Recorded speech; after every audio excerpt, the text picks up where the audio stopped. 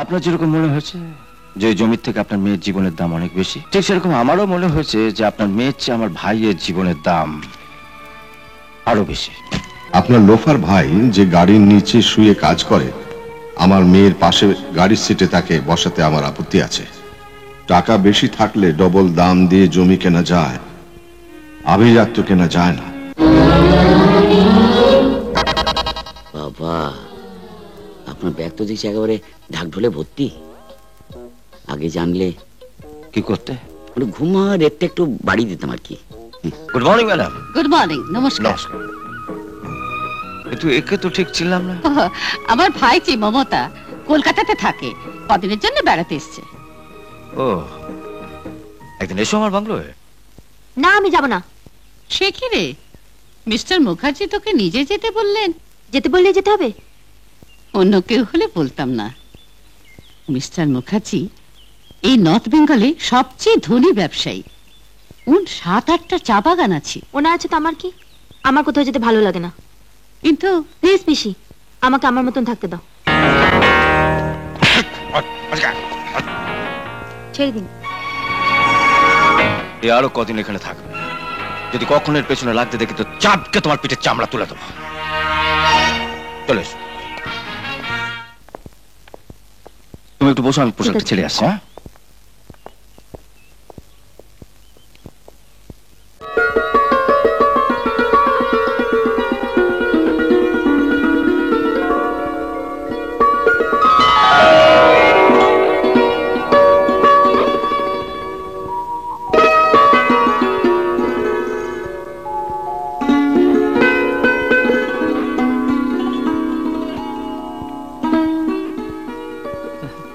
দিদিমণি, এই ছবিটা কার? ওই ছবিটা ছোট দাদা বাবু। ছোট দাদু মানে? আমার ছোট ভাই। এই চেয়ারে মিল নেই তো, চরিত্র তো মিল নেই, বড় একগুঁয়ে জেদি। এসো এসো, একটু চা করে নিয়ে যা। হ্যাঁ, এখনই আনছি। বসো, বলো। আপনার ভাই এখানে থাকে? না, বছর 2 আগে একটা সামান্য ব্যাপারে আমার উপর মনোমালিন্য করে কলকাতা চলে গিয়ে একটা গ্যারেজ খুলেছে। ভালোই চালাচ্ছে। তো আগে একাই কাজ করতো, এখন আবার লোকজন রেখেছে। প্রথমে তো ভেবেছিলাম ওকে জোর করে তুলে নেই চা বাগানে বসিয়ে দেবো। পরে ভেবে দেখলাম বাবার রেখে যাওয়া যা সম্পত্তি, তার ভাগ তো পাবে। তো নিজের পায়ে যদি দাঁড়াক না। আপনার ভাই এখানে আসে না? আরে আসা তো দূরের কথা, প্রত্যেক মাসে একটা করে চিঠি দিই, তার উত্তরও দেয় না। নিশ্চয়ই খুব কড়া ভাষায় চিঠি রেখে। আরে না, বরং আচ্ছা দাঁড়া, ওকে যে চিঠিগুলো দিই তার প্রত্যেকটা কপি আমার কাছে রাখা আছে, তোমায় দেখাচ্ছি।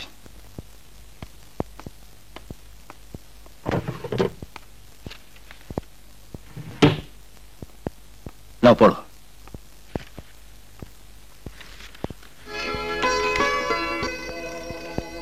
আপনার চিঠিগুলো কে পোস্ট করে?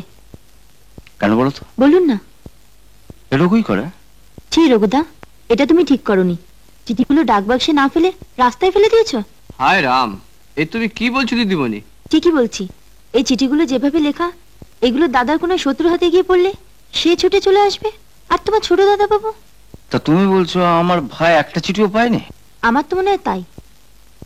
সত্যি বলছি দিদিমণি। আপনি একটা কাজ করুন দাদা, একটা খামের ওপর আপনার ভাইয়ের নাম ঠিকানা লিখে আমাকে দিন। আমি এই ওপরের চিঠিটা ওই খামে ঢুকিয়ে নিজের হাতে পোস্ট করে দেবো। আমি বলছি ও ঠিক চলে আসবে। কই, খামবার করে লিখুন। কি লিখবো? তুই কলকাতায় ফিরে যাচ্ছিস? না, লিখবে আমি আর কোনোদিন কলকাতায় ফিরে যাব না, এখানে তোমার কাছেই থেকে যাব। সত্যি? তুমি বলছো 7 দিনের মধ্যে ওর চিঠিটা ওর কাছে পৌঁছয়নি? 7 দিন আগে পোস্ট করেছি।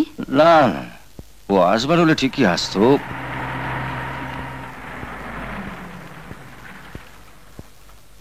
আমি চাকর আনছি। আচ্ছা।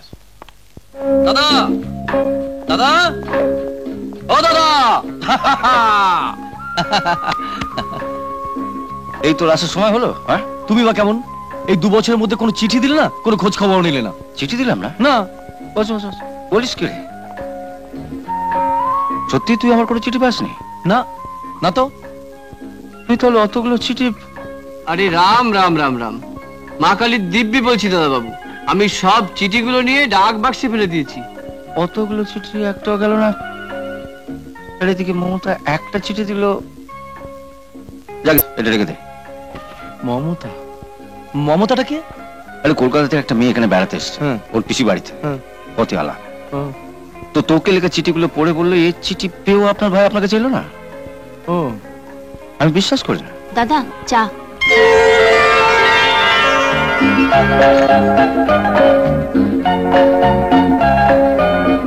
এসো এসো, আলাপ করিয়ে দে। হ্যাঁ। এ হলো আমার ভাই আনন্দ, আর এ হলো মমতা, যার কথা তোকে বলছি। আচ্ছা আচ্ছা, নমস্কার। হ্যাঁ, এবার বল তোর গ্যারেজ কেমন চলছে?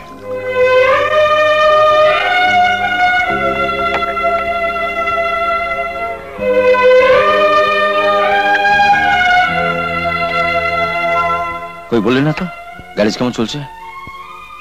গ্যারেজটা এখন আর নেই। নেই হুম। মানে? কলকাতার একজন বড় ব্যবসায়ী গ্যারেজ শুধু জমিটা কিনে বুলডোজার চালিয়ে দিয়েছে ওপর দিয়ে। বুলডোজার চালিয়ে দিয়েছে? Who is that scoundrel? কারা তোর সাহস? আমার বাবাকে গালাগাল দেবেন না দাদা। তোমার বাবা? আমি আনন্দকে বিয়ে করতে চেয়েছিলাম বলে বাবা ওর গ্যারেজটা ভেঙে দিয়েছে আর আমাকে জোর করে পিসি বাড়ি পাঠিয়ে দিয়েছে। ও, তাহলে তোমরা দুজনে আমাকে বুদ্ধু বানাচ্ছ? হ্যাঁ? আরে থাক থাক থাক। আরে রাখ। তুই তাহলে জানতিস যে মমতা এখানে আছে? ওদের বাড়িতে নতুন একটা কাজের লোক এসেছে। ওকে একদিন পাকড়াও করে জানতে পেরেছি যে মমতা নর্থ বেঙ্গলে আছে। তারপর তোমার চিঠির সঙ্গে ওর চিঠি পেয়ে আমাদের বাড়িতে নতুন কাজের লোক এসছে? হ্যাঁ, তোমার বাবার চেয়ে তার মেজাজ বেশি।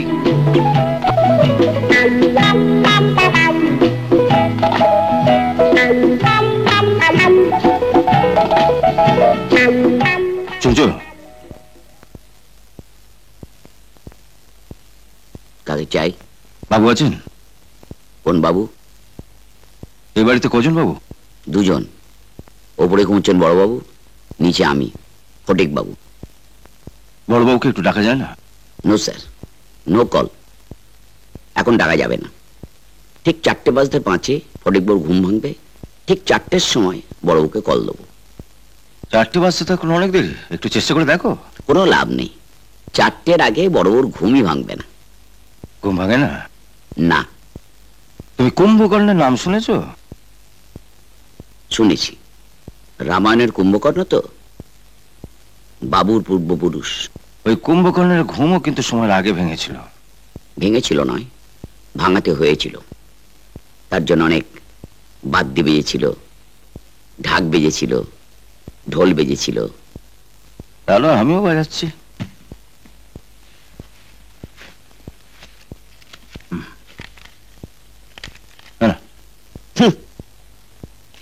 এটা হাসির কি হলো? আপনি তো হাতে করতালিয়ে দাঁড়িয়ে আছেন। ওটা দেখলে বাবুর ঘুম ভাঙা তো দূরের কথা, চোখের পাতাও নড়বে না। কি হলো, ঢাকঢোল বের করুন।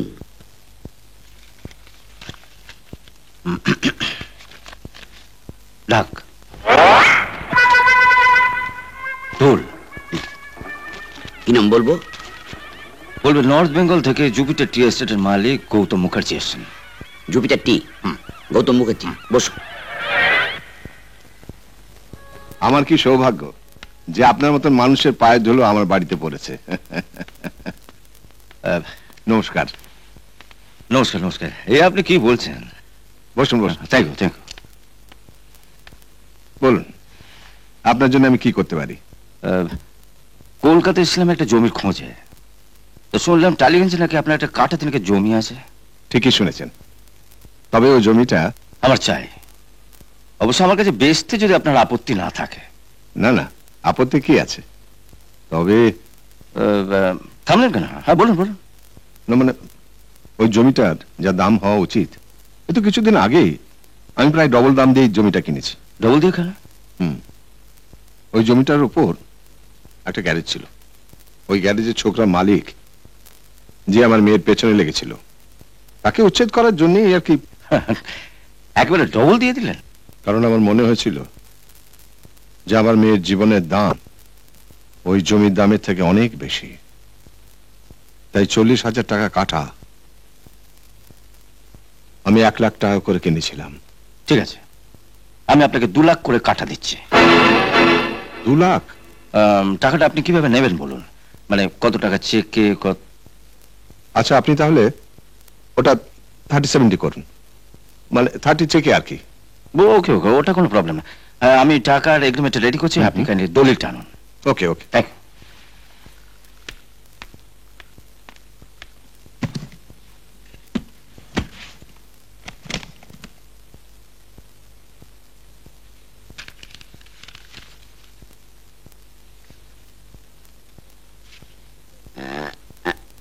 নিন, চাটা খেয়ে নিন।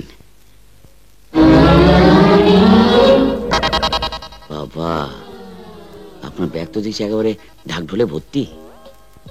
আগে জানলে কি করতে? ঘুমার রেটটা একটু বাড়িয়ে দিতাম আর কি। একে হাতে রাখতে হবে, ভবিষ্যতে কাজে লাগবে। চাটা ঠান্ডা হয়ে যাচ্ছে। হ্যাঁ,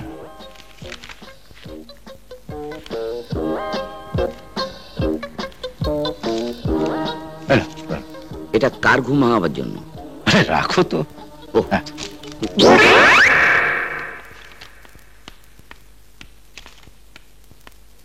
ফিরে এই যে এই নিন। Thank you. আসুন, থ্যাংক ইউ। এই এগ্রিমেন্টটা কাইন্ডলি একটু সই করুন। ও শিওর। জমি রেজিস্ট্রি করতে আমার নর্থ বেঙ্গলে যেতে হবে? আসুন না, আমার ওখানে কদিন ঘুরে যাবেন, ভালো লাগবে। ঠিক আছে। আচ্ছা, এই যে একটা কথা বলবো? নিশ্চয় বলুন। বলছিলাম কি, পেনটা আমি না হয় জেদ করে অত বেশি দাম দিয়ে জমিটা কিনেছিলাম, কিন্তু আপনি হঠাৎ করে এত বেশি দাম দিয়ে। আমারও ওই জেদ করেই বলতে পারেন। জেদ করে? আপনার যেরকম মনে হয়েছে যে জমির থেকে আপনার মেয়ের জীবনের দাম অনেক বেশি, ঠিক সেরকম আমারও মনে হয়েছে যে আপনার মেয়ের চেয়ে আমার ভাইয়ের জীবনের দাম আরো বেশি। আনন্দ আপনার ভাই? হ্যাঁ, আমার আপন ভাই। জমি রেজিস্ট্রি করতে তো নর্থ বেঙ্গলে আসছেনি, তখন মমতা আর আনন্দের বিয়েটা রেজিস্ট্রি করে ফেলবেন। মমতাকে আপনি চেনেন? শুধু চিনি না, ও এখন আমার ইখতিয়ারে আছে। ওরা দুজনে এখন চুটিয়ে প্রেম করছে ওখানে। আরে আরে আসুন আসুন আসুন। আমি জানতাম আপনি আসবেন, তাই ওদের বিয়েতে সাক্ষী রাখার জন্য কলকাতা থেকে আসার সময় মায়াদেবীকে সঙ্গে এনেছে। তাই চলো না সবাই মিলে রেজিস্ট্রি অফিসে গিয়ে ওদের শুভ কাজটা সেরে ফেলি। শুনুন গৌতম বাবু, ওর মুখে যখন জানতে পারলাম যে আনন্দ আপনার ভাই, তখন তো আর এ বিয়েতে আমাদের কোনো আপত্তি থাকতে পারে না। হ্যাঁ,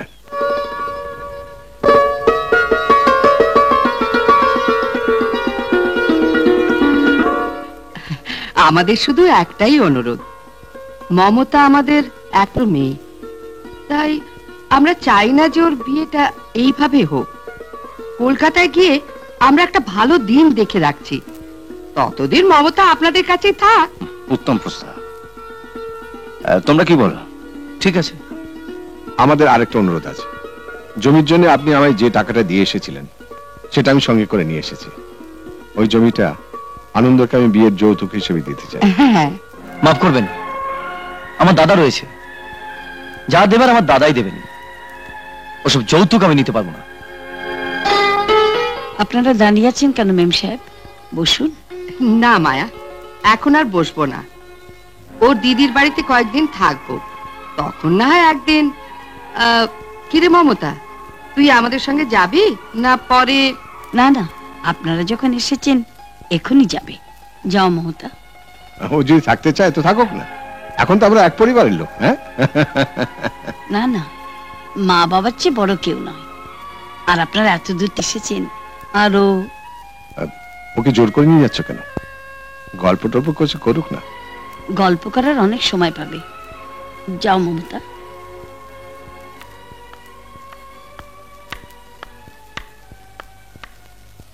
আসুন না কাল সকালে একবার দিদির বাড়িতে সবাই মিলে চা খাওয়া যাবে। ঠিক আছে। কখন আসছেন? কাল সন্ধ্যেতেই তো মমতাকে নিয়ে ওরা দার্জিলিং মিলে কলকাতায় ফিরে গেছে।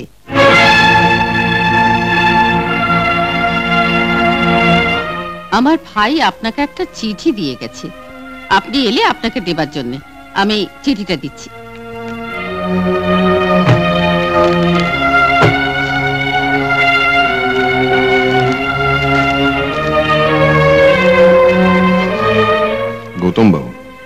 আমি আপনার থেকে ছোট ব্যবসায়ী হতে পারি, কিন্তু বুদ্ধিতে কম যাই না।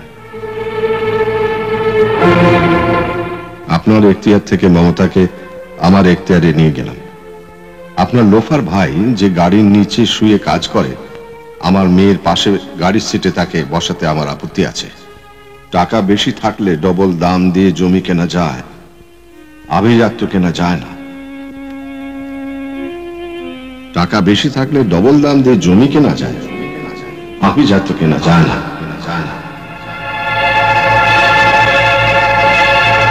কি লিখেছে?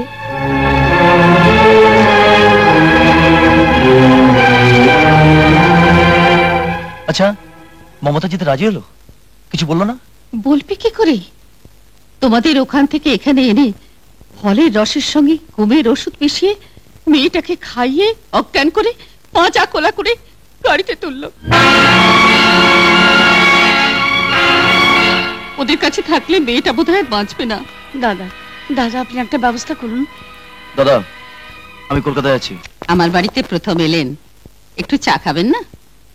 বললাম তো কিছু খাবো না, নিয়ে যাও সব। 3 দিন হয়ে গেল তুমি কিছু খাচ্ছ না। এভাবে মানুষ বাঁচতে পারে? আমি বাঁচতে চাই না।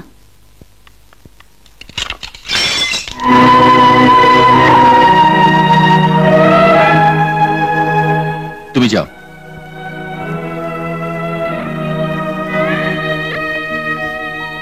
মমতা, তুমি কখন এলে? জামাইবাবুর ফোন পেয়ে কোন রকমের ফ্লাইটের টিকিট জোগাড় করে চলে এলাম। শুনলাম তুই নাকি। প্লিজ মামা, আর যাই বলো আমাকে খেতে বলো না। কিন্তু এভাবে তোমার দিদি জামাইবাবু যা করেছে, আমি তো তার কোনো প্রতিবাদ করিনি। ওরা আমাকে ঘরে আটকে রেখেছে। ওই আমি কিছু বলেছি? আমার কথা শোন মমতা। প্লিজ মামা, আমাকে একটু একা থাকতে দাও।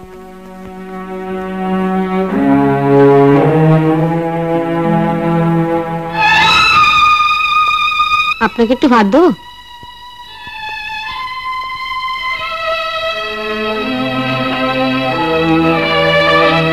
খাবারের প্লেট ছুঁড়ে ফেলে দিয়েছে শুনলাম।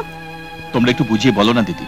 তোমরা বললে না, ওর জেদের কাছে আমরা মাথা নোয়াবো না। ও খেতে চাইলে খাবে, না খেতে চাইলে খাবে না। এভাবে 2-1 দিন না খেয়ে থাকলে তো মারা যাবে। মরুক, দুষ্ট গরুর চেয়ে শূন্য গোয়াল ভালো। কি হলো, খেতে বসো। আমার খিদে নেই, আমি খাবো না। কিন্তু খাবো না বললে তো চলবে না, খেলে তোমাকে হবেই। কে? আরে আসুন আসুন আসুন। শরীর খারাপ হয়েছে নাকি? আর বলবেন না। উনি যখন থেকে এসে বলেছেন যে মমতা 4 দিন খায়নি, সেই যে কান্না শুরু করেছে। এলাকে তো ঠিক চিনতে পারলাম ও, না। উনি মমতার মামা। ও, আর ইনি আনন্দের দাদা। নমস্কার নমস্কার। মমতার মামা? তাহলে যতদূর শুনেছি আপনি তো আমাদের দলের লোক। হ্যাঁ, 100%। দাদা, তুমি একবার আমাকে অনুমতি দাও, আমি মমতাকে তুলে নিয়ে আসছি। তুলে তো আনতেই হবে, তবে মাথা গরম করে নয়। বুদ্ধি খাটিয়ে ওর কাছে পৌঁছাতে হবে। না, তুমি যেতে পারবে না। ওকে আমি এভাবে মরতে দেব না, ওর কাছে আমি যাবই। দাঁড়াও, দাঁড়াও বলছি। কোথায় যাচ্ছ? আমাকে একবার মমতার কাছে যেতে দিন মেম সাহেব। ওর জীবনটা শেষ করে দিয়ে এখন তুমি ওর কাছে যেতে চাইছো? নামো, নামো বলছি। মেম সাহেব, মেম সাহেব, শুধু একটিবার ওর কাছে যেতে দিন। পা ছাড়ো। দয়া করুন মেম সাহেব। দয়া তোমাকে? ওঠো, ওঠো, ওঠো বলছি, ওঠো। মেম সাহেব, দয়া করুন। নামো, একবার নামো। আমাকে যেতে দিন মেম যাও, সাহেব। না তুমি যাও, মেম সাহেব, নামো। দয়া করুন। নামো। আমি যাবো না, আমি যাবো না। তুমি কেন এখানে? মমতা, মমতা, মমতা, তুমি যাও, নিজে ঘরে যাও। দয়া করুন। নামো, মেম নামো। সাহেব, হাত জোর করছি। ঘরে যাও তুমি। দয়া করুন।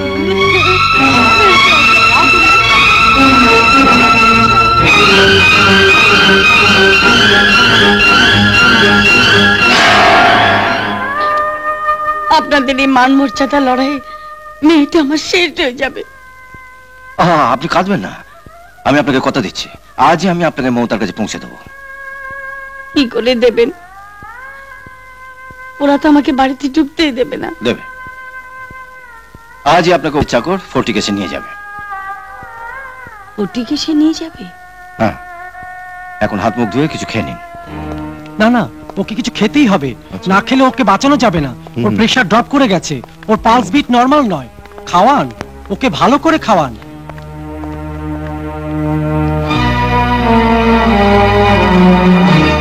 আচ্ছা, নমস্কার। নমস্কার।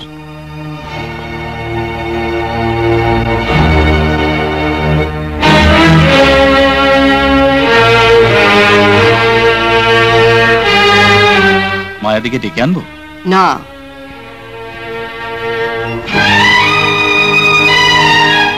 আমি একটা কথা বলবো বাবু। তুমি আবার কি বলবে? যেমন আমার ভাগ্নির ঠিক এই দশা হয়েছিল।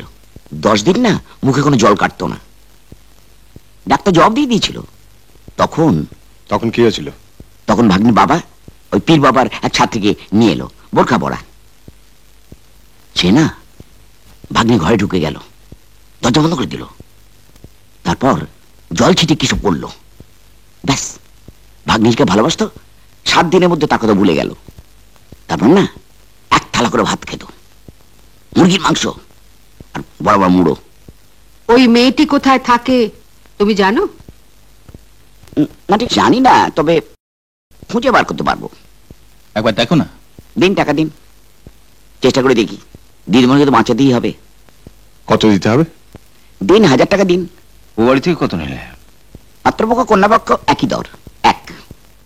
এমন আরো অনেক ভিডিও দেখতে এই চ্যানেলটি সাবস্ক্রাইব করে নিন এবং পাশের বেল আইকনটি প্রেস করে দিন।